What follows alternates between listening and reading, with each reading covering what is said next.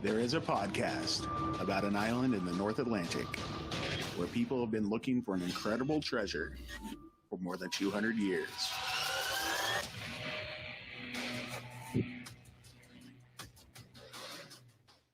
Hello and welcome back to Could It Be? An Oak Island podcast. We are your hosts, Deidre and Dustin White. Ho, ho, ho! Ho, ho, ho. Are Oh. you Santa now? No, but it's Christmas week. It is Christmas So, week. Wow. Merry Christmas to everybody. Is it officially Christmas week? It is, yes. Yeah, it's Friday. Friday's Christmas. Friday is Deidre's birthday. We don't need to tell. Happy early birthday. Thank you very much, I think. I survived another year. Woo-hoo. I survived 2020, almost. All right, and you know what we survived? Episode 6? Seeing is believing. Because we see. And to SEA. see is to believe. That's right.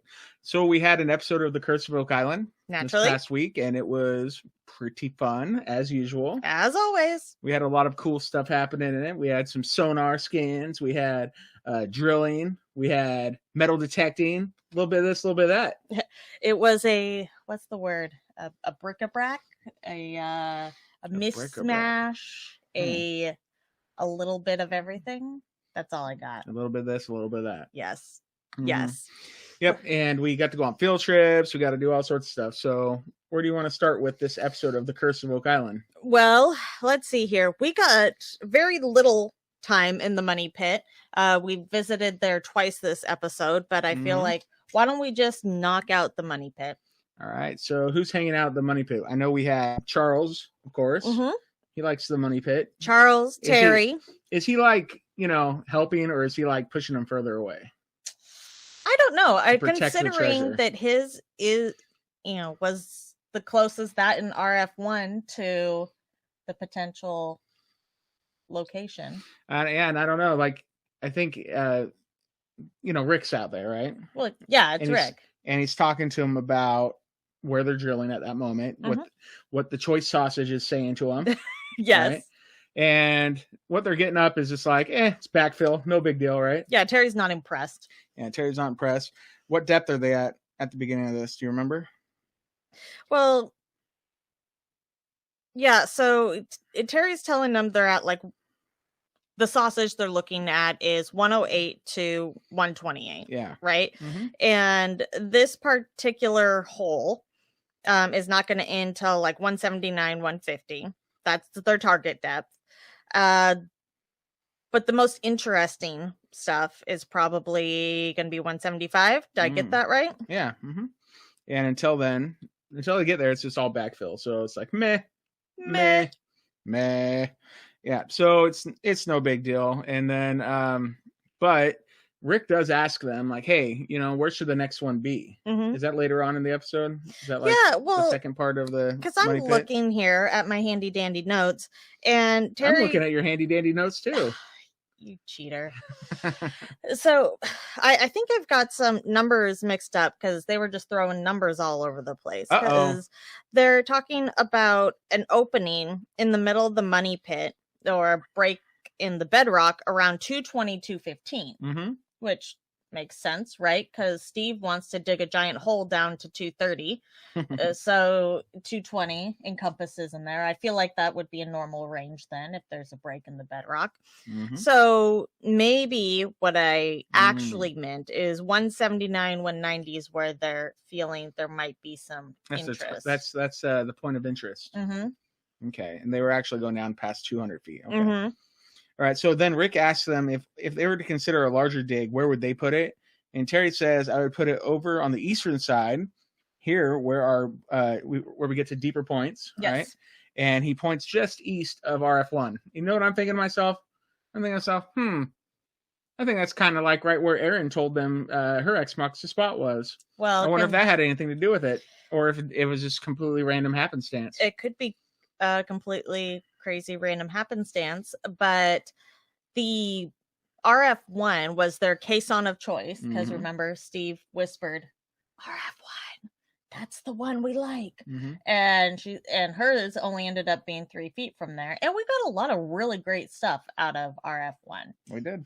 And it sounds like the conversation that's happening there, at least per what Rick was saying, is that everybody's, if there's a treasure, if there is, and it fell to great depths, we're thinking it fell into what that break is, that opening, that 220, 215, and would have moved within there, right? Yeah, possibly. We're not there. We don't know, but we aren't. I wish. Yeah. Did you guys see Deidre's, like, I know this is a audio podcast mostly, but get your cup back in the picture there? I did. So my mother-in-law gave me this gem.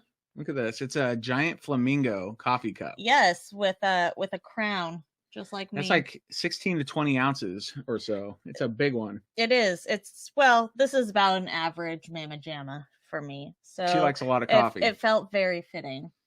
Yep. I also have matching wine glasses now. So, like, that's my two. Matching with that? The giant flamingos? Well, it has a bunch of tiny flamingos. Oh. Somebody knows what to get for you, I guess, huh? Apparently, somehow this year I became the queen of flamingos and gnomes, and that was never a thing for me until right now. Yeah. Well, that's something. Cool. So, anywho, they kind of wrap up in the money pit, and Terry looks shocked when Charles agreed with him that that's where they should dig, basically. And it's like, good. I'm glad you agree. Yeah. And he said, well, super. Well, fantastic. Yeah, so Rick says he's got to kind of round some things up, and says to get the rig up and running and move on. So I guess that's what they do, and we'll probably see some of the fruits of that labor next week. Yeah, and then later in the episode, we just get this really random clip. It's very small. Where Rick just says, how's it going? Pretty much, and they're like, nothing interesting yet. It's like, okay, peace out. We're not at our interesting death. And he's like, all right, peace out. Let's go to the next thing. So, all right. So we do a war room meeting with Aaron Helton once again. Yes, we do. So that was really fun and interesting. All kinds of controversy over this. Yeah. So what do you think? I think all kinds of things.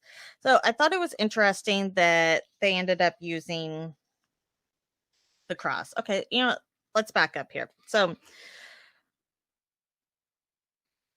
Plotworthy goes in to explain that Aaron was here last week, right? Yes. And that now we're kind of moving along with her theory. And we're just kind of getting these little bits and pieces and trying to get some confirmation, because it's not like she can actually come out to the island.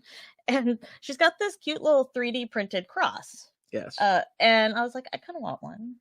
I mean, hey, Aaron, you know what you should do with the cross? Okay, that's what you should do. You should make a whole bunch of them, put little magnets on them, and sell them as fridge magnets. We'd have a couple of Drayton's crosses as fridge magnets, wouldn't we? It feels weird to put Drayton's cross as a fridge magnet, but whatever. I guess it's the right size. It's fine. It is. Is it the right size? Oh man. Anyways, I love that Rick says he's going to pass this unique experiment off over to his brother because he's uniquely qualified to go from skeptic to believer.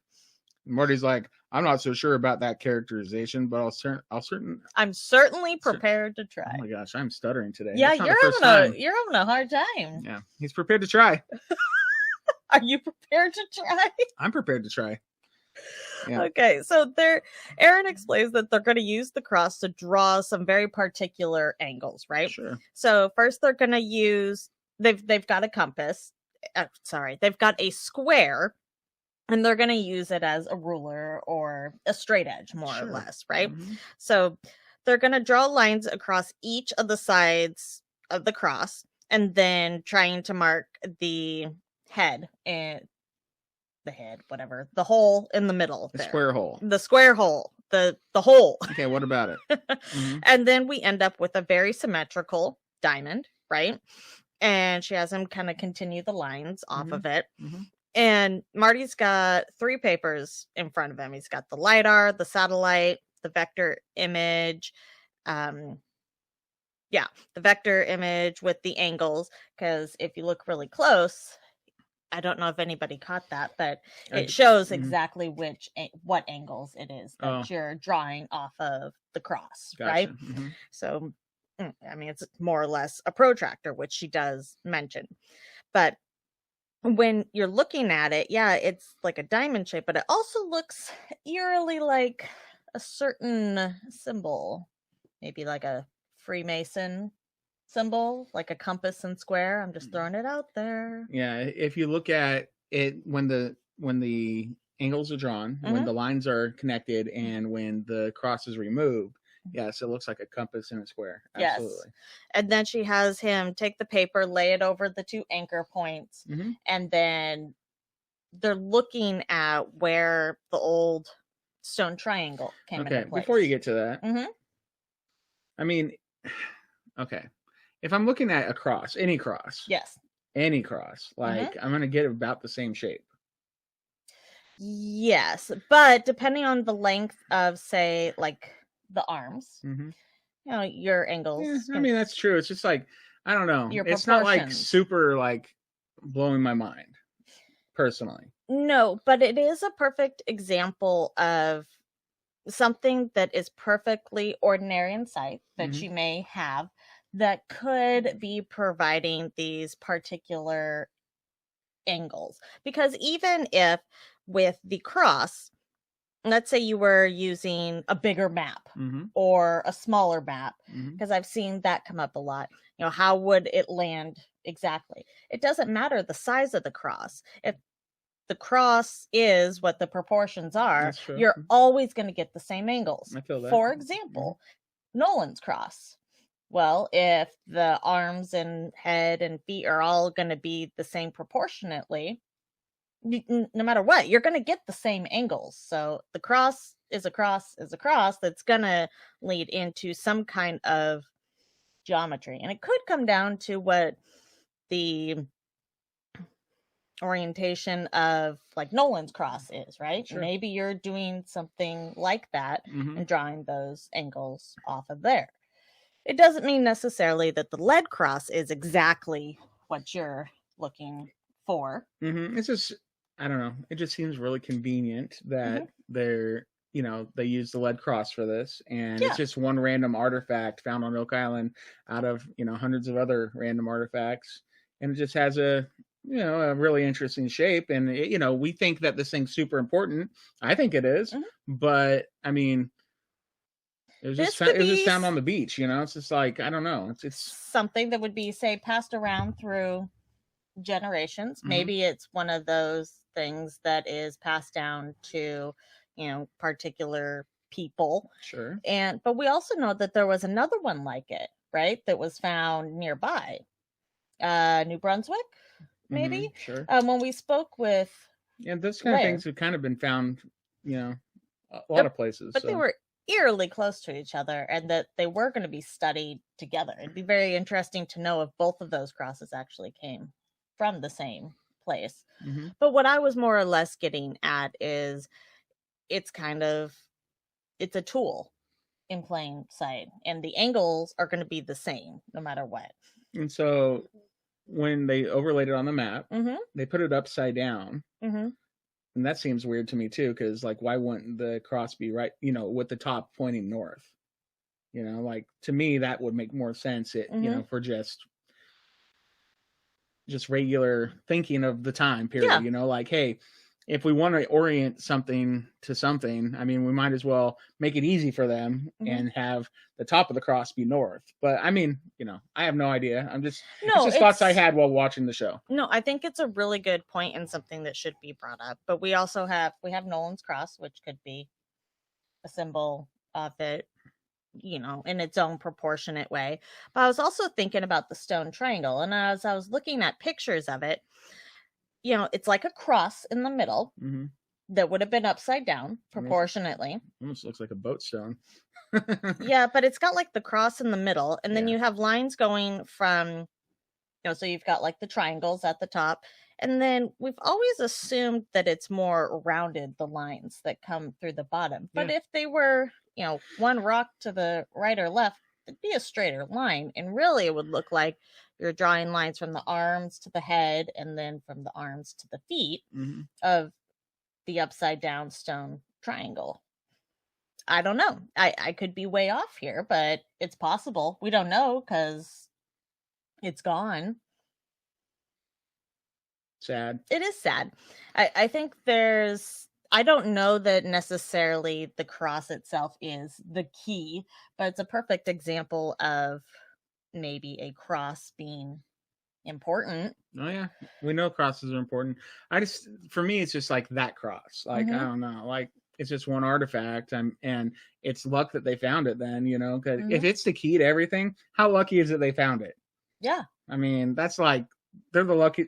Why didn't they go buy lottery tickets instead of finding that cross? Because they would have made a lot more money. No, and like I said, I'm not saying it's necessarily a key, but it does point out the fact to me that maybe Nolan's cross could be the key that they're drawing those angles off of. I also got to thinking about this whole idea of as above, so below, right? That comes up a lot, and the different constellations. Well, there's also a constellation called a Northern Hemisphere. It's the Northern Cross, and it's not quite perfectly straight. Sure. It's got a little bit of I'd say like a head tilt to it. What if there's also, and we could have a couple missing stones from Nolan's Cross, considering we know that the shoreline is a lot smaller. I think you need to go get on that, Steve Guptill. Go find those boulders. Well, I think Spooner has got to go find them, unless Steve does Steve swim and survey? Is that a thing? Have we seen him in the water? That's true, but they didn't part. Maybe he's saving it for that moment where they find the cone-shaped boulder and he's like, part the seas. I need your GPS coordinates. Basically. Yeah? No? Yeah, sure. Why not? Yeah? Anyways. Right. So, back to the subject. Sorry, back away from our tangents. So, Marty does point out that it's cool that this little device will make 30, 60, 90, and 45-degree angles, which is good. I could have looked at this for a year and I would not have noticed that. But then he asks, but is there something that this shape represents, right? And Erin says that her conclusion is that this religious keepsake that looks incredibly irregular could be a protractor hidden in plain sight, like you mentioned. Gary said something, like he just pops in and says, I always dream about finding a key to a treasure chest, and this might be the key to the Oak Island treasure. Like he was all in, I guess. Oh yeah, he was excited. He wants that Drayton's Cross to be like the key to the universe. Of course he does. He wants it to be the key to the causeway. Yeah. Well, more than that. But yeah, I don't know. Aaron's presentation last week. I loved it. I thought it was great. I really want Xena's map to be real. I mean, this is just like I said, just one artifact that I don't know. It just feels weird. I agree. It definitely feels weird. But Xena's map feels weird, but I really like it. Yeah, I really like it too. I find it interesting also that on the top of Xena's map where it says the angel, it's a cross shape. I mean, I don't know. I really respect Erin's intelligence and what she brings and the type of data. I don't know enough about this to feel confident either way on my opinion. Yeah, but you know who did? Rick Lagina. Of course Rick Lagina really liked it. And, that's the person you need to impress. And she did, and it worked.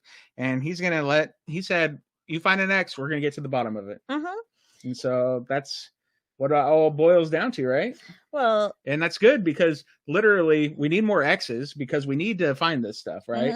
And, right or wrong, if she gives an X and they find something, then it's right. Well, yeah, and then we're excited. Then it goes on to her score, her 2 for 2. Well, and if there's nothing there, then that's another check off the grid. Yeah. That's fine because we need to check all the spots of the grid off. It's totally perfect. It's fine. It's totally fine. I think Rick brings up a interesting point, thinking outside of the box, right? And, bringing in these new perspectives. And I think that's really what Erin is doing here. Mm-hmm. She has a unique skill set as someone that has spent that much time, with cartography. It makes sense. Mm-hmm. For sure. For sure. So we heading out of the war room. Yeah, we're done in the war room. Oh, the swamp. Into the brackish water of the swamp. That's right. That's right. Clotworthy always brings that up whenever possible. They love to put that in the script now. The brackish water. Yeah, they can't resist putting the word brackish into Clotworthy's script. Mm-hmm. It's good stuff. All right, so Rick, Lagina, Dr. Ian Spooner head out oh my gosh, I'm stuttering again. Head out to the swamp. They are looking to continue to investigate the mysterious feature in the southwest corner of the swamp. Mm-hmm. And, maybe I should save this for later. No. Just come on. Like that corner, if there's a back door to the money pit from the swamp, that's the corner, right? Mm-hmm. That's the corner. That's where it's going to be. So that's what I'm hoping they find. Yeah. No, I 100% I agree. Yeah. So I think it's interesting. Rick's like, I'm really not sure what we're doing here. Like, what do you want to do? I know we're probing, but that's about all. I know. And he's just like, I want to probe and see, if we have what these buried depths are. Or when we hit something, are we hitting metal? Are we hitting rock? Are we hitting sediment? Because on the screen, like, we see the drop off, right? We see something. Mm-hmm. It's just, what exactly is it that we're looking at? So they hop in their little dinghy or whatever we want to call it, the SS Swamp. What'd you call it? The Twomp? Swamp. I like Twomp better. SS Twomp? Yeah, why not? Oh my gosh. That's what I heard. So he's got Spooner has a giant stick of something. Metal. Right? That most likely metal. It's a probe. Mm-hmm. And they're probing. He hits something about 2 meters deep, something 3 meters deep. He has, Rick to, move over a little bit more.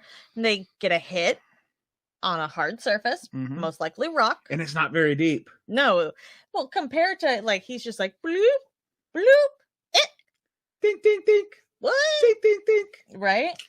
It's like using a soil probe to try to find a cask. Yeah, and it's like, right? Clang, clang. I know. Why can't we get some of that, huh? Right? Yeah, so anywho, it's like, he's like, whoa, what's this? This is not normal. Mm-hmm.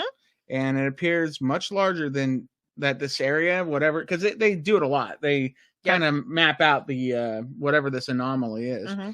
And it's much bigger than Dr. Spooner thought it would be. And the big question is if this feature is connected to the other stone feature in the swamp. The trench, the stone trench. We have the paved stone area, the eye of the swamp, the new rock feature.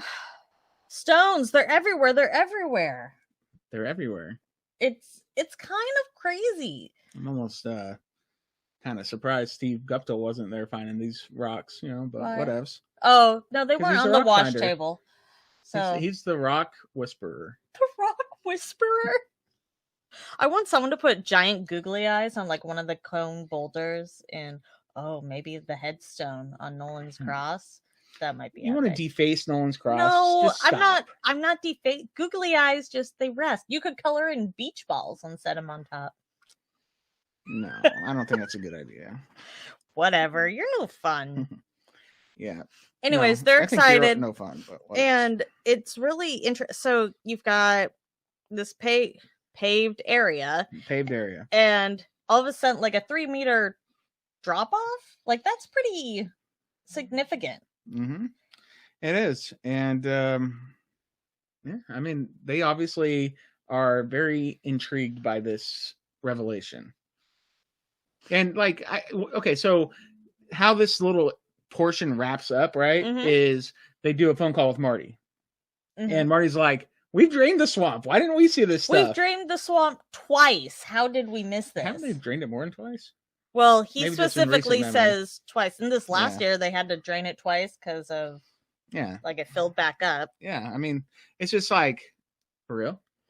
20 feet wide, 70 feet long. Road is what he called it. Okay, and that's what they've found.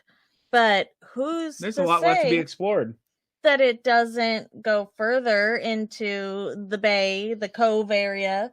Like this is crazy. It is crazy. Yeah. I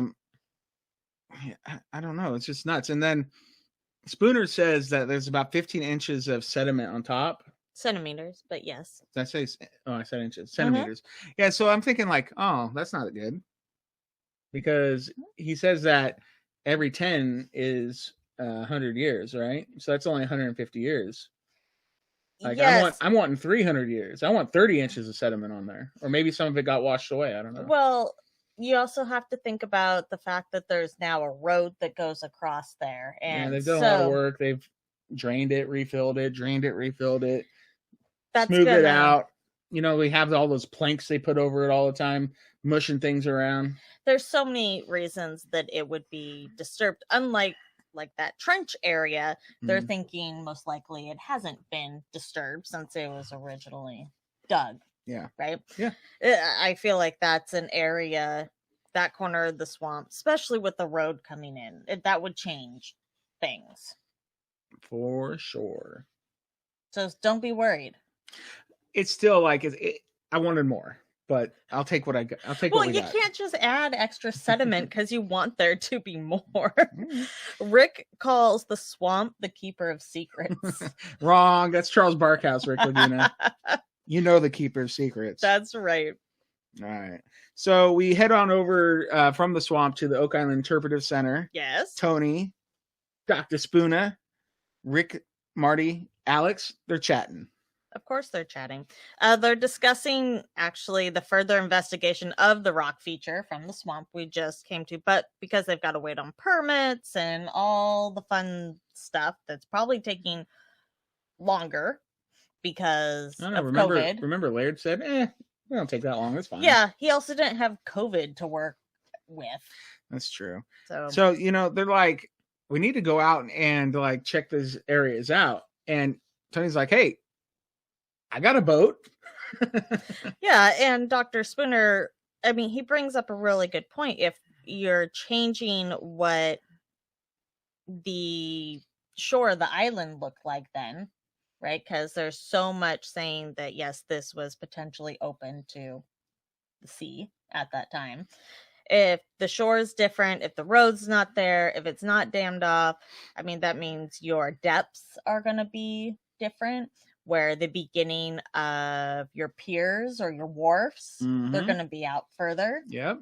And if people drop stuff, well, it's not going to be where we can currently touch ground, right? Correct. That's basically kind of the point he was trying to drive home. Mm-hmm.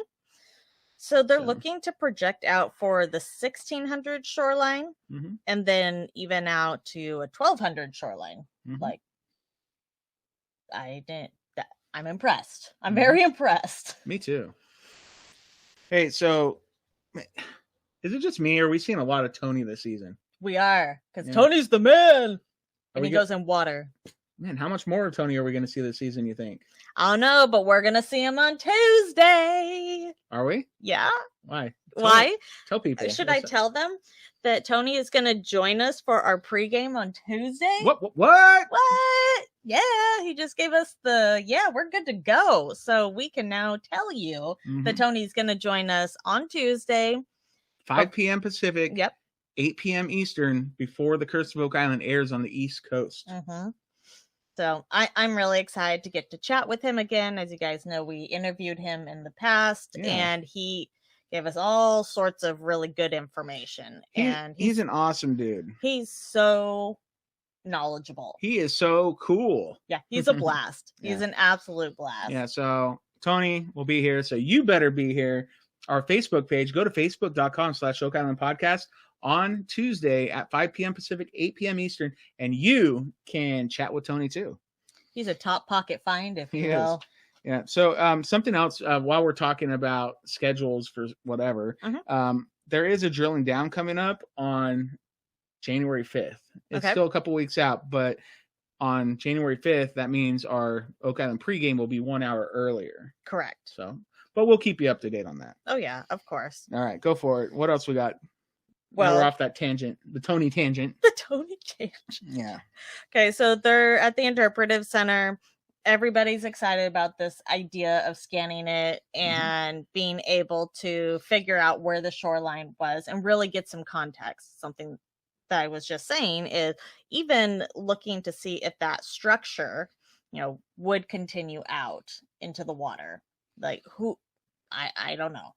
Maybe. I don't know. Kind of like how when they built the cofferdam, they built it basically through the slipway. Mm-hmm. I mean, this could be the same kind of thing, like exactly. When they built up this the road, back in the the 60s or whatever. Mm-hmm. They built the road so they get things in and out off the, onto the island, off the island. They may have covered up some of the major clues. Yeah, not even knowing. The storms out there are intense, right? We know that Gary likes to go metal detecting after a storm. Oh, yeah, he loves it. And Rick points out that the oceans have come up about a foot a century. So in addition to, the storms stirring stuff up, washing away shorelines, and then the ocean waters coming up, it can completely change the look of the island. And it might not have looked like a baby elephant in the not too distant past. No, maybe it looked like a full grown elephant. Maybe. It's shrinking. It's like Benjamin Button of islands.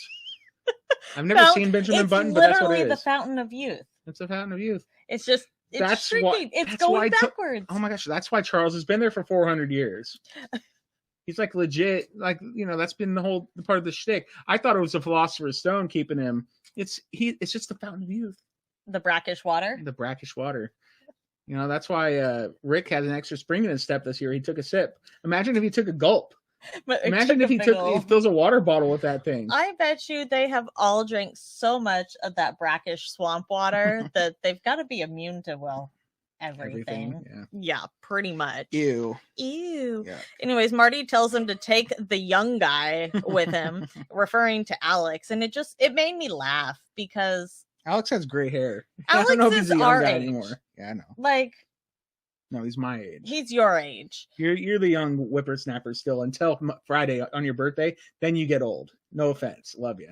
Just kidding. Okay. You're out of here. You're done. Do I get coal in my stocking? You are. That's all you're getting. You'll be lucky if you get coal. All right. Thanks. You're welcome.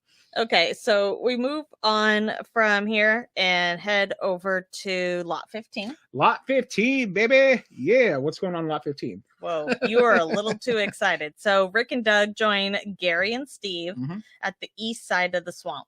Yes. At lot 15. Like I just said, because they're out searching for ring bolts. Or the passageway from the swamp over to the money pit. That's the same area, right?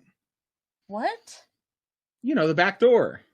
Well, yeah. I mean, they seem to meet at this one place in particular a lot this season, right? They drive across the road, pull over into the little nook there, and there's always someone waiting. There's always somebody waiting. It's usually Steve Guptill. It is. Did you notice? So Surveyor Steve, yeah, and Gary. When was the last time you've seen them out doing something together? What are you saying? Are you saying that they're the same? No, I'm just saying they're never they're together. Never in the same place anymore. Yeah. So what are you trying to say? Steve is moonlighting as a imposter Gary, or vice versa? I don't think anybody would confuse those two. I'm just saying they don't often work together. Maybe there's some bad beef between the two. Just kidding. Let's make it up. Let's make it up. Fan fiction right here. Up a feud that doesn't exist. All I was saying is they don't work together. And Steve's calculating angles and Gary's making weaving patterns. They do different things. I just can't think of another time besides a war room that they've been on screen together. Because Steve picks up a shovel and is digging. The whole universe is all backwards here in a second. Because Doug's got the prison. Well, they were together this episode, right? Yes. That's what you're trying. That's the point you're trying to make. All I'm trying to say is a rare sighting. Okay, because at the beginning I was just oh yeah, they weren't together, and then you're going on and on. I'm yeah, why aren't they ever together? But I was wait a second, they were together. No, it was weird to see him share the screen. Mm-hmm. You know who we don't have enough of right now? Paul Troutman. Billy. And Billy. Way more Billy. Yeah, Paul's not there, so that's why. That would be. Yeah, Billy, man, where are you at, Billy? Our Billy boy. We want some more Billy. Where's our Billy boy? The king of the cove. Maybe he's got something to dig, or he's waiting for something to dig. I don't know. Maybe he's hanging out at the wash table. By himself?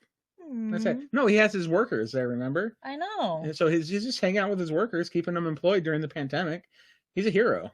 Well, I know he's a hero. I mean, but we need more Billy. We do need more Billy. Okay. Remember Billy's epic speech last year? Oh yeah. In the field, Billy's always got a good epic speech. Like what he says always has like some type of impact. Like there's a reason for it. He doesn't just talk to talk. Billy's the man. He is the man. That's it. Okay. So now that I've lost track of my notes. Okay. So Gary points out that like many things on Oak Island, we hear about them, but we haven't maybe necessarily put our eyes on them, such as the 90-foot stone and the ring bolts. So the goal is to track them down. Yeah, well, okay. So I think we did get a ring bolt this season. Remember? But does that count? Does it? Not yet, but like it was foreshadowing, right? We had at the beginning of the season, before before episode 1 even aired, we had the Maddie Blake special, and we had Billy handing Maddie a giant ring bolt. Yeah, that's what it looked like the scepter, like something you can strike your opponents down with. You know, like people that you don't like, you can smite them. I would not want. Yeah. I wouldn't want to be smited by Billy with that. Okay, but we haven't found it yet. Okay, but they're about to. Okay, yes. Probably next episode. And Rick asks Steve if he's come up with an exact location of like where they're at or what they're looking for, right? Because that, or else you just have to follow a surveyor into the woods and hope people, and then Gary's like, I might have some big metal pieces over here. But there is a survey that Dan did from information Fred gave him about location of these ring bolts. Dan who? Henske or Blankenship? Blankenship. Okay. And I don't know, maybe Henske threw something in there too. Remember, if you just walk around with Dan Henske, you'll find it. He knows things. So what Steve says is he and Doug have calculated based off of that where they believe it should land on the survey, right? So they're going to go there, hope it's there. If it's not, then he's got some kind of northwestern pattern that they're going to follow to find it. Sure. So he starts leading them into the woods, and I kind of laugh. That's what he does now. Because that's his thing now, right? And it's either leading the pack or finding rocks. Yeah. I mean, he has a thing he does. Okay. And it's very precise. And he's good at it. He's really good. He is good at it. Well, it's funny because they get to the first spot. He's like, okay, right here. And he more or less leaves Rick and Gary to like work. And he's like, okay, I'm going to go move on to the next location. You look around here. And Rick's like, okay, da-da-da. And he kind of walks off, and so does Doug, to the next location. And all of a sudden you see Steve and Doug digging up rocks, and I feel like him and Doug snuck off for like the real fun, right? They're like, oh yeah, haha, we're gonna dump these guys over here and go get the good stuff. So you see Steve going to town with a shovel, not a trowel, a shovel, and Rick is like, hey, what are you guys doing? You guys having fun without us again? It's seriously like he smells the dirt turning. What are you doing over there? Oh yeah, Gary, there's a lot of rocks over here. You should probably check these out. As they're like tearing into rocks. I was like, oh, they tried to leave them out. Yeah, they couldn't. Rick has a keen ear. He heard what they were up to. Oh, he knows. And then Gary's like, oh, I better bring out the CTX 3030. Yeah, and do some scanning. Because he had the other, like the gun. Yeah. In the knife fight. Yes. Or something like that. Yeah. No, you don't bring a knife to a gunfight. And he had the gun, apparently. Like, he had the big mamma jamma. So we had to get the knife out? Yeah, because he didn't find anything with the gun. So it's probably best to go back to the knife fight. So this is a knife fight, is what you're saying. Well, it kind of is. I mean, Steve and Doug they're like cutting off roots from around the top of a spade or a shovel is kind of, got a blade on it. Yes. Yeah. Chop, chop. Chop, chop. So they're going to town, doing some digging, and we have an epic sight with Doug chilling there with the prison pole of truth. With the prison pole of truth. Yeah. It's quite it's just quite the thing to see. It feels like an upside down universe as Gary's standing there. That's why the cross was upside down. Done. Everything flipped over. But Doug's got the prison pole of truth. Mm-hmm. Steve has a shovel. And I mean, Gary at least still has his metal detector, but it feels like, when does Steve dig a hole for Gary? This doesn't happen. Why does Doug have the GPS? You know what? Sometimes there's just questions where you don't know the answer, kind of like, how many licks to get to the center of a Tootsie Roll, center of a Tootsie Pop? The world may never know is the answer. That's like the legit answer. The world may never know. And so that's the answer for this. You have all these questions? The world may Oak Island, classic. More questions. Classic Oak Island. Classic Oak Island. Anyways, Gary is metal detecting. Get a hit. Steve looks really excited to dig. He does He's it. like, dig? Yeah. Dig, dig, dig, dig, dig, dig, dig, dig. That guy does not use a short shovel. No. If Jack was there, he would have gone short shovel. Yeah. No. I don't use a short shovel either. I like the taller ones where you could get Didn't more you break our last tall shovel? Maybe. So, anyways, he gets in there, takes no prisoner, and all of a sudden, clang! Oh yeah, there's something in there. Hey, well, I hope he didn't break it. Gary, you want to get it, bud? Yeah, right. So Gary gets out his little metal detector, the little pinpointer, finds it, pulls it out, and says, "Oh, I know exactly what this is." It's a piece of a potbelly stove. Yep, he knew exactly what it was, and he's like, "Well, you better take it to Carmen Lake just in case, and get him, so he can get because what actually he had a fun little saying or something about Carmen. What did he say? He's like, we know a guy that will know exactly where this came from. I know a guy. What up? Yeah, he's gonna know everything about it. Yeah, so they say, yeah, let's take it to Carmen Lake, and then guess what? None of them do. No, they send the young guys. The young guys to see Carmen. Yeah, so basically, that's kind of the end of the metal detecting scene, though. Doug points out that this is really cool because they went looking for one part of a mystery, the ring bolts, and we may have found another part of another mystery because apparently Fred Nolan had found some similar like stove type, cast iron stove things during his... yeah, just like pieces underneath the rocks that he moved just up from there. Exactly. All right, so then we do go see Carmen Lake. Yes. It's time for that field trip I mentioned earlier. Woo, woo! Alex, Jack, Peter. The triplets. The triplets that like to wear their same gray t-shirts all together. They were all wearing very similar t-shirts. And Deidre, she has noticed it every time it happens, she points it out. And I'm like, big whoop, it's a great t-shirt. It's just funny. Yeah, I guess. It's to you. It is funny. And if it's like funny to you, I'm happy that you're finding enjoyment in it. I really am. Like, there's all sorts of stuff that I think is the funniest, like really funny, and you're like, okay. So this is kind of the same thing, right? Where you think it's so funny, and me, and I'm just like, meh. I'm gonna point this out to you next time that I have a epiphany about something that's really hilarious, and I'll be like, this is like for you how when Jack, Peter, and Alex all show up in the same shirt at the same time. And I'm like, whoop-de-doo. All right. Whoop-de-doo. Keep going. Sorry. Are you done on your shirt tangent there? Sure. I mean, you started this. I know. My bad. Anyways, Carmen confirms what they thought, right, is likely the bottom of a potbelly stove.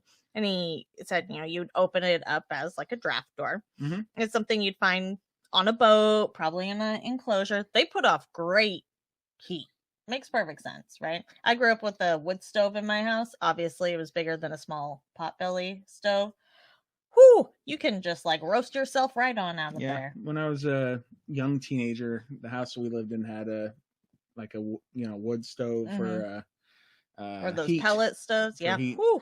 Yep, pretty hot stuff. Pretty hot. Yeah. So Carmen just says this is very typical of the what would have been seen in the early 1700s. And even just on ships. Yeah. It's definitely could have been. It's a ship stove. It's in ship shape. Yep. And Alex was very impressed with that. Yeah. And Jack looks jacked. He looks excited. He looks jacked. Yeah. Jacked is jacked. Yeah. Jack. Jack. Jack. And then Peter looked unimpressed. Just kidding. We didn't see him. He is neutral. Yeah. You know what's funny? When they were showing Carmen that artifact, Peter had other artifacts in his hands that they didn't show him. Or at least we didn't see it because they're probably like, man, he probably looked at it and said, this is nothing, guys. It's just a cribbing spike. No, probably I dropped this last something week. Really boring, guys.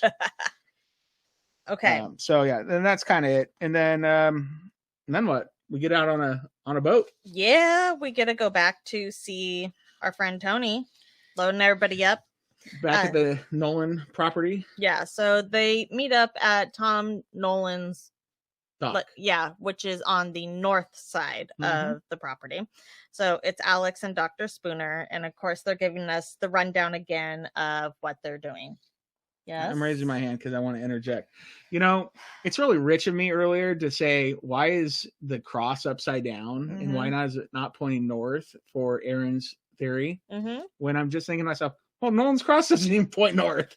I know. Like, why didn't you bring that up? Why didn't you throw that in my face? You should have. Are you giving me ammo? I don't know. Yeah, I guess. Like, well, I tried to. I mean, you weren't really listening. Yeah, but I'm just thinking, like, if Nolan's cross didn't even point north, you know, I mean, like, who's to say that anything about this? It just, to me, that makes the most sense.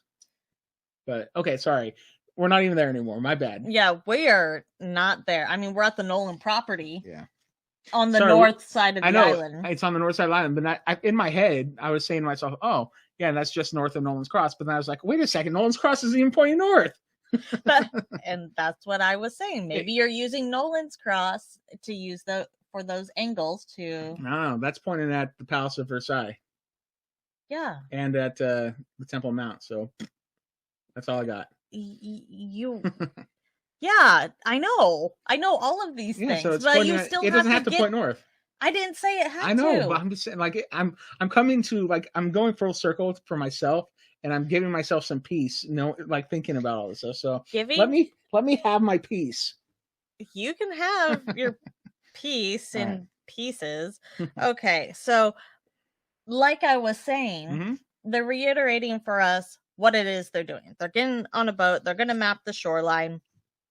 And they've hooked up all the scanners to the Salty Dogs boat, right? Like, nice product placement there. Yeah, get them, Tony. Get them, Tony. Okay, so they have 3 different scanners. They have a down imaging scanner, which focuses on the seabed directly beneath the boat. Yep. Side imaging scanner that focuses on either side of the boat. Yep. And then a lower frequency scanner capable of penetrating the thick silt on the ocean floor. Yep. You're weird. And then Tony lets Spooner know, or he'll let Spooner know when they get to the target areas. And when they get closer to the shore, they'll be about 3 meters depth in. I don't know what that means because I just read it off your notes. Okay.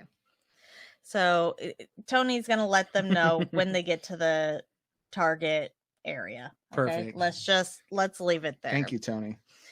Anyways, once they do get there, it's pretty shallow.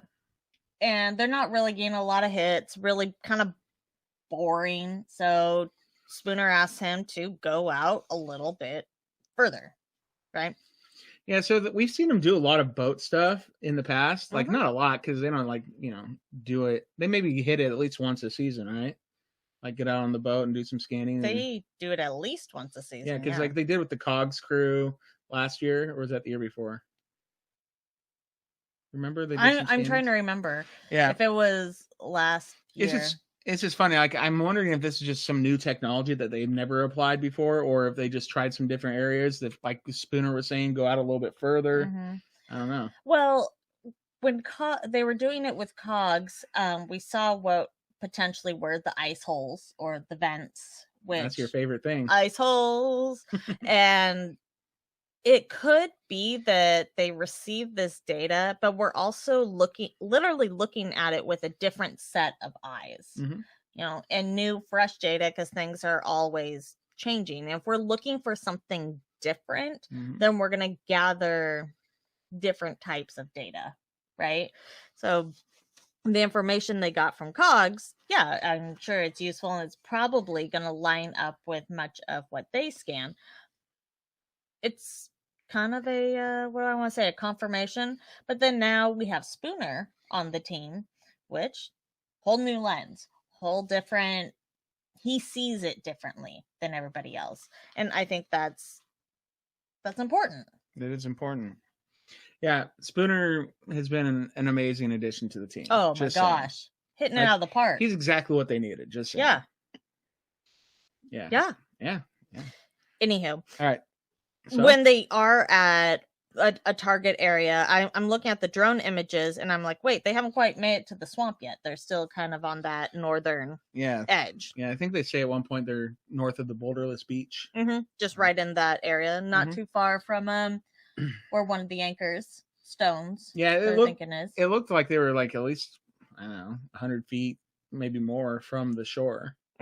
So anyways, so they're like, okay, good time. Let's go ahead and start scanning, because we know their target area is from there all the way around and towards the swamp. Yeah.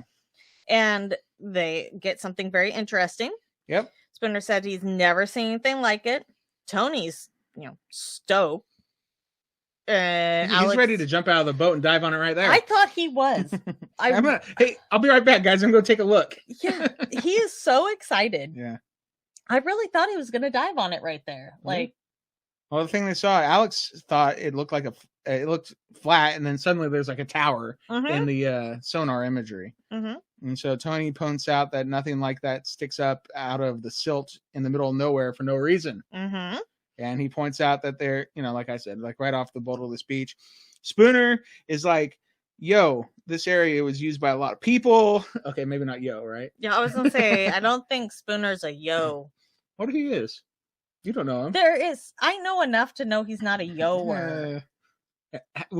Just by looking at me, would you know that I say yo? Yes, okay. Look at you. Okay. Yo. All right, so he said that this area was used by a lot of people, so if there was a boat that sunk or was sunk on purpose, then there should be a fair bit of activity around this area. Yeah. What? Did you just say that? No, I'm just agreeing. Okay, good. Because I wasn't actually listening to you. Hey, that's like how I usually am. That's how you listen? One good turn deserves another. There you go. Yeah, it's a possible shipwreck. But this is, like, to me, the point where we're seeing Tony's knowledge come forward, right? When we interviewed him, he talked about the depths around the island and there being all these different shipwrecks and why. Yep. And if you think about it, if the shoreline came out further at that time, that we're looking at the 1600s and 1200s, then it's going to be deeper further out, and you're more likely to have a boat be able to come in there, right? Yes. Ta-da! Mystery solved. That's where all the stuff is. That's where the gold is. It's buried in the bottom, in the silt. Not buried. I think you're wrong. I think it's like somewhere between the money pit and the swamp. Just saying. The swamp pit? Maybe. All right. So, yeah, Tony does say that this area has always interested him. Like, he's always had, like, his eye on this area. And didn't you say that when he goes down there and looks for stuff, like, he's not allowed to touch it? At least in the past. Yeah.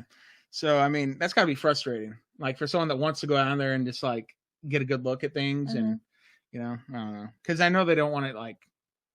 Well, you have to have your permits and... Got to get some... What is it... What would they call, like, a water archaeologist? Like, someone that goes in the water. Is it just an archaeologist? Or aquaologist? I was going to say a walkiologist. No, aqua. Aquaologist. No, aquologist. Aquologist. Yeah. Aquaman. I wonder if Laird is like an archaeologist / aquologist. I doubt it. I think he's just a landologist. Landologist, okay. Isn't that technically what Terry is? Because he's a geologist and geo is like rock. Earth. Yeah, something like that. All right, so Tony goes on to explain why, the reason that there's 25,000 shipwrecks around this coast is because these areas are tricky to get around it, right?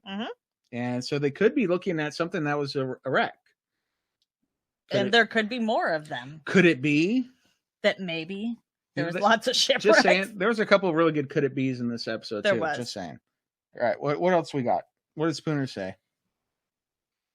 Oh, sorry. Spooner says that things sticking up like that, in the middle of a basin, and at 12 meters, like it doesn't make sense. Yeah, like what is out it, of the silt, just suddenly. There's very few things that can do that, and this just doesn't fit any of those things. I think we'll agree it's a shipwreck. Let's get some eyes on it. Yep. Tony says he wants to dive it, and he wants to do a jump on it. Yeah, and I didn't know that was the term, but I learned that. Yeah, and he's asking Alex to go with him, right? Yeah. And Tony seems really excited. Wow, how many times we are literally on this podcast repeating ourselves? Are we? At least I feel like I am. I'm talking in circles right now. All right, I'll pick it up. It's fine. So Alex says, yes, let's go dive on it. We can find it. Let's dive it. All right, and so now they move it closer to the swamp area. Spooner points out that they're picking up areas that are highly erosive, that they pick up big boulders, and they can now project land a little further out, because what they're, like we said earlier, what they're trying to do is move that shoreline back in time. They want to find out. If I could turn back time. Yeah. Sorry. They want to get it further out. Yeah. Right. So, this is all work to accomplish that goal. So they're going to move, they're going to move in towards the swamp area. Yep. And they do hit another feature. What's that? Something very, like a solid straight line.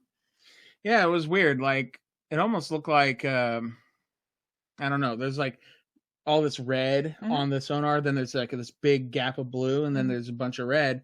And above the reds, though, you can see some blue and then red, blue. And it's kind of strange looking. But then we had Tony's like, well, let's circle around and see if we can pick it up again. Yeah. And they do. Yeah, they come out a bit further. But what you're talking about towards the top with the little red, blue, I yelled at the screen, ice holes. Yeah, that's pretty good. I was thinking, oh, it's the skull underneath the island, like they're showing, they always show on the promotional stuff. Yeah, pretty good. Yeah, so ice holes, sure. All right, so Spooner says that this could be evidence of man-made structure, maybe the remnants of an old wharf. And Spooner says that they'll have to really refine the map, but it's worth diving. And we know on the next time on, we see Tony diving. Getting his feet wet. I'm willing to bet he's going after that shipwreck first. I hope so. I mean, that's what I'm hoping. Yeah. All right. So Alex said that this lines up with the old shore. So if there's a wharf that's there, and they want to know where and why it was built. So that's his uncle speaking through him.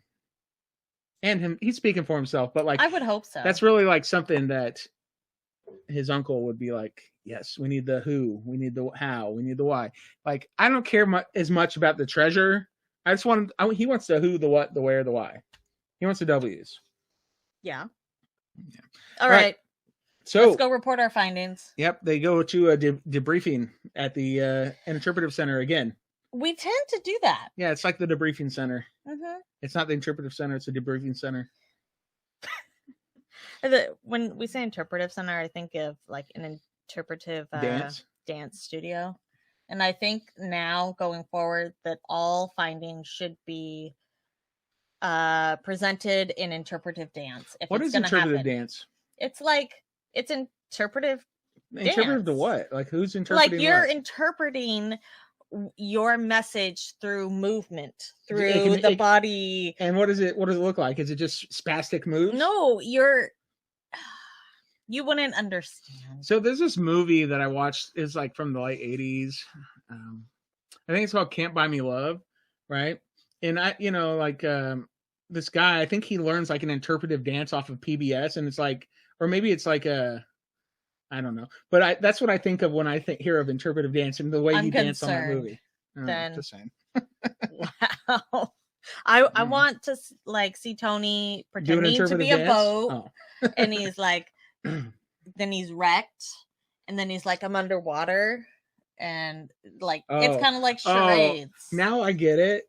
I'm Are you? No, you were saying wrecked. I'm like, what happened? What happened? I didn't realize you were trying to like demonstrate the dance. Yeah, okay, so Tony's pretending he's a boat to music, and then he falls to the ground wrecked, and then he's like, I'm underwater. Oh my gosh. I'm going to dive. And then no. And then Ian's like, I'm a wharf. Ian's a wharf. Okay. And I'm underwater. I gotta see like under the sea. No, it needs to be like Oak Island the musical someday. Yes. You know? Didn't we try casting that earlier? The musical? Yeah, like I feel like we had this discussion about Oak Island the musical. No idea. I don't recall. Oak but Island I forget a lot Broadway. of things. I forget a lot of things, so I don't know. Yes. All right, so Alex and Tony met up with Jack, Doug, Peter, Rick, and Marty. And don't do the interpretive dance. And they don't do the interpretive dance. They should though, because it would be fun to watch. I'd be embarrassed for them, kind of probably, but whatevs. I don't think they'd be very embarrassed. I don't think Tony would be embarrassed. He'd probably be all over it. Yeah. All right, so Marty asks if they went swimming. Mm-hmm. Alex is like, oh, not today. Not right today.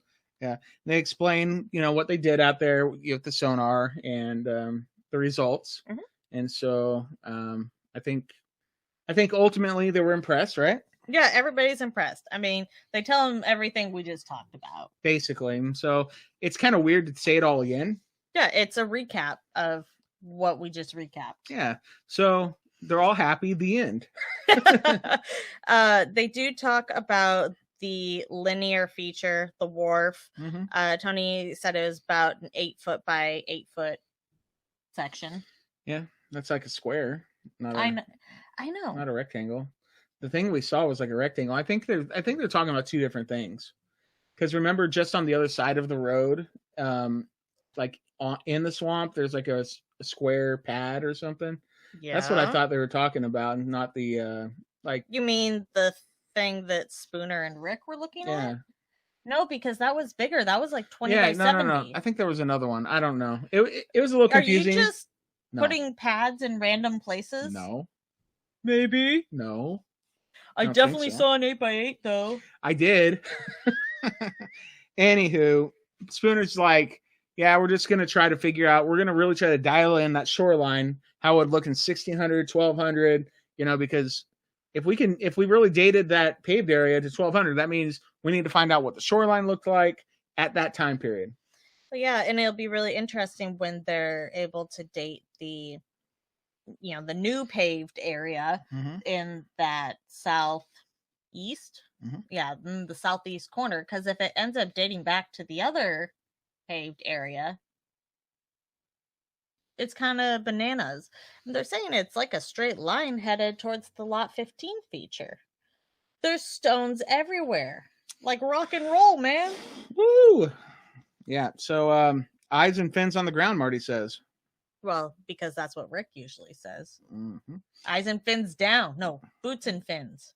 Boots and fins on the ground. I'm just reading your notes. I don't know. And then Rick says that it's like diving the money pit. The prime directive is to stay safe. So that's Tony's number one mission, according to Rick. Stay safe, then find out whatever you can find. Yes. Next time on? Oh, that's it. The next time on the Curse of Oak Island, Gary pulls something out of the ground. Looks like a giant key. It does look like a giant key. Yeah, and even Terry was there. Mm-hmm. They brought Terry over to look at it. Because they do you think they confused him with Laird? Just kidding. They're like, Laird, get over here. And Terry's like, what? Huh? Did you say Terry? Okay. He comes over. Like, dude, that would be hilarious. I wonder if, man, on April Fool's Day next year, they should totally do that to them. They should. Be mean and just be like, Terry, come here. Okay, so he pulls it out. My guess is it's a ring bolt, a finial, or it did look like it had that piece coming off of it that would make it like a key. But if they're near something that was like a house, the only reason I can imagine a key being that big is like the keys you put into a flue of a chimney. to turn it on and off, you know, because they have like those keyholes in the front. You stick it in and turn it. So it could be one of like those if they're near a structure that was a home or maybe a kiln thing. You never said the right answer. The right answer is definitely a vault. That's a vault key. But is it? Probably not, but probably I like not. to pretend it is. I like to hope. It's not a vault. Don't kill my hope. That's like my resume, killer of hope. Yeah. All things hope. Tears here to dash him. I'm on Laird's team. Negative Nevins. Anyway, so we see them all standing on like this giant rock mound. And Aaron saying he saw something that just didn't look natural to him. And then you know what I have next on my list? Just the word what. Yeah. And then because you could have finished, but you didn't. And Marty asks, what is this thing? And Gary hasn't the foggiest. As they're all, there's like there's like 6 people standing on this giant rock mound, and it's not like they're close together. Yeah. It's huge. I don't know. Is it on lot 15? I don't know. I don't know. But the next thing you have on your notes is Dan Henske. Yeah, we get a shot of Dan. And I'm thinking, did Dan make this? Does Dan know what this is? Dan knows everything. I don't know. They need to get Charles over there. He was probably there when it was made. Probably. Yeah. He probably like wrote out the plans. Yeah, he knows everything. And Gary says it's some kind of crazy earthen works. And you thought he said Irving works. Because that's what the closed caption said. The closed captions did say that, but logic tells me that Irving didn't do it. Probably not. It looks much older than like the company Irving Equipment Limited. All right, what else you got? Aaron says it's a man-made structure. Yep. And we see Tony diving. Tony in the water. And his metal on our detector, podcast this week. Yes, and his metal detector is going nuts as soon as he gets down there. And he says he's got no idea what it is. And in the war room, he's, relaying this information over to Marty. And he's like, I have no idea, but it was just going crazy. And Marty seems excited. I don't know. If I threw a bunch of coins in the bottom of the ocean, and it would probably set off his metal detector. You think they booby trapped him? No,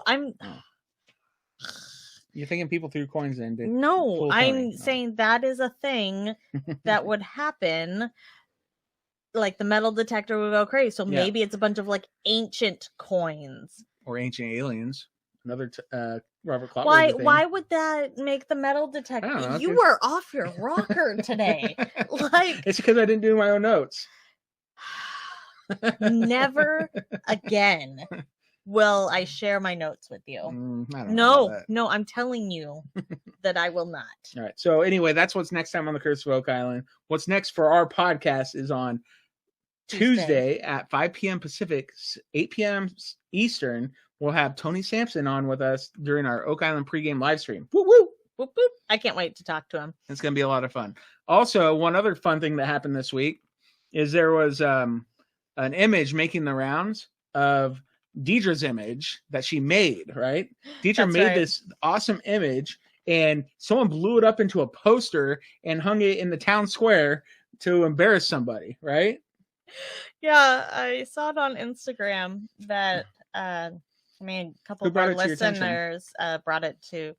I saw Connie's name on there. I saw Lisa, and just so many people were like, look at this. And it's this huge blown up poster. It looks like a blown up like trading card.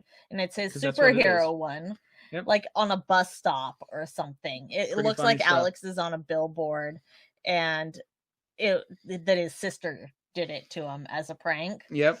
And she said, here, Alex, your move. Yeah, I said, to Al, love Maddie. Happy Christmas. Your move. So I guess it's Alex's turn to try to embarrass his sister, but that was pretty good. Yeah. She got him real good. They took the picture down from Instagram because apparently it must have been getting way too much attention, but it was funny. Hilarious. But now I think I'll probably never get that interview with Alex. Never say never. I just don't think he liked it. I don't know, but never say never. I just tried a picture of how this happened. Well, some of our listeners have left trading cards at Maury Vineyard. Like our one of our listeners, Amy, she left some trading cards at Maury Vineyard, and I think Connie did too, actually. And Alex, I don't know if Alex ever saw that his superhero card, but his sister sure did. Yeah, his sister saw it, and I think she found it, and she slipped it in her pocket and said, hey, I know exactly what I'm going to do with this. And she blew it up into a giant poster and put it in front of, like, a restaurant in Traverse City, Michigan. I don't know. Might have been right across the street from their work office building or something. I don't know. It's just hilarious. So funny. It's probably like sitting on the counter, and she was like, what is this? Yeah, this is amazing. Yeah. This is an opportunity. Yeah, well, the trading card that you made of Alex was pretty awesome, I'd have to say. And I thought it was really good. Anywho, that was funny. Yes. Okay, do we got anything else to share? Let's see here. Oh, Michelle left trading cards. That's who it was. Oh yeah, Michelle did too. Yeah, so did Amy, and I believe Connie did. So thanks, you guys. You really knocked it out of the park for us. We really appreciate it. All right, so do we have Clotworthies? Yes. So we have last week's winner, which is. Are you ready? All right, let's hear who won the Clotworthy moment of the week last week. Could surveyor Steve Guptill's assessment be correct?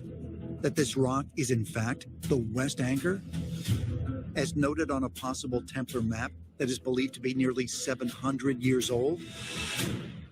Steve and his rock won. Steve won. And his rock.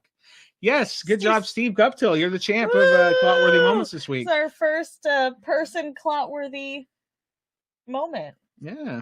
Well, good job. Good job. Yeah, so Steve Guptill was the winner. He actually lost on Twitter. But he won overwhelmingly on Facebook. So when you balance it out, Facebook really came to the plate for Steve. They did.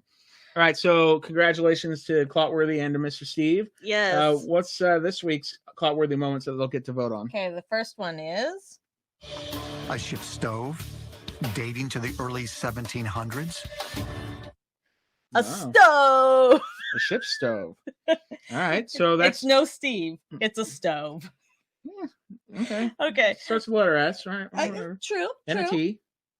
Yes. Yeah. Yeah, look at that. All right, next one. Like old St. Nick, right? Saint. A wharf-like structure just off the south shore, right near the Oak Island swamp. A wharf-like structure, eh? A? Wow. That's a new one for you. A. It's better than yo, I think. Yo. All right, so those are the Clotworthy moments. Yes. To vote, you would go to Twitter and go to our Twitter, whatever. You're going to go to Twitter. At Oak Island Pod. Yeah, look at that. That's our handle. Yeah, and then you go to Facebook if you want to vote. And you can go to our Facebook page, which is facebook.com/Oak Island Podcast. Find our Oak Island group, and it's called Could It Be an Oak Island Group. Join it, and you can vote there. Yes, you can. That's right. So you're going to get those up right away, right? Maybe. Hopefully. Definitely. Within the next hour or two. Okay. Hopefully. Definitely. All right. So those are those choices. Do we have anything else to share this week? I don't have any emails. I don't have any voicemails. I don't have any new iTunes reviews. People, we need those things, please. Maybe next week you guys can reach out to us with some of that stuff. If you want to, you can email us at OakIslandPodcast@gmail.com. Yes. We're also on Instagram at Oak Island Podcast. Yes. We've already told you about Facebook. We did. But you can contact us through the phone. You can leave through us the phone. Yeah. Reach through the phone at Give us a call. Yeah. The Oak Island Podcast voicemail hotline is 360-836-4549. One more time, 360-836-4549.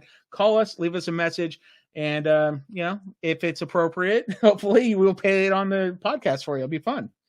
And please go to iTunes or Apple Podcasts and leave us a review. We can use a new 5-star review. Make us feel good. Yeah. Like do it as a Christmas present, or not, a birthday present for Deidre. as a birthday present for me. So you guys can't send her anything right now, but you could click like on the podcast, or you can do whatever. You can leave Deidre a 5-star Apple Podcast review. Don't leave it just talking about me. That's weird. Deidre is so awesome, and happy birthday, and here's your review. Wow. All right. One other thing is, if you'd like to support us, you go to patreon.com/OakIslandPodcast, and you can become one of our supporters there. And we heart our supporters. What's so funny? I'm just looking in here. So when we said that Steve's clout-worthy moment won, and I'm looking at the chat, Claire said that the Guptill groupies have spoken. And even Amisha, I'll always be a Guppette. And Dana, Guppette. So apparently the lady Guptill groupies are Guppettes. What am I? A Guppo. Thanks, I guess. A Guppette and a Guppo. I don't even like Steve as much as you like him. What? Just kidding. Steve's all right. I'm telling you aren't going to be allowed on the. Actually, I think Alex might ban us from the island after that whole debacle and awesomeness. Yeah, but he'd be like, "No, get those guys out of here." Yeah, he won't do that. Alex is going to be fine with us. He's going to be like, "Ha ha ha! Good job, you guys," and then we'll be like, "Yeah, thanks." I've had a couple people ask our address for if you want to send us stuff. I did update it on our podcast. Facebook page on our podcast. Yeah, I couldn't tell you off the top of my head because it's not where we live. No, it's not. It's a P.O. box that, for our own safety and privacy. Yeah. Yeah. I mean, I like you guys, but, yeah, you know what city we're in. Yeah. Okay. So, anywho, that's it. Say one more happy birthday to Deidre. Let's stop with the birthday. I guess they could do it on Tuesday too. Anymore. We'll have Tony sing happy birthday. No, well, I guess he is the king of karaoke on the island, right? Yeah. So join us next time on Tuesday, 5 p.m. Pacific, 8 p.m. Eastern for Oak Island pregame with Tony Sampson, Master Diver Extraordinaire. Master Diver Extraordinaire, Lord of the Swamp and Seas. That's right. That's him. All right. Have a good night, everybody. Until next time. Happy birthday. Could it be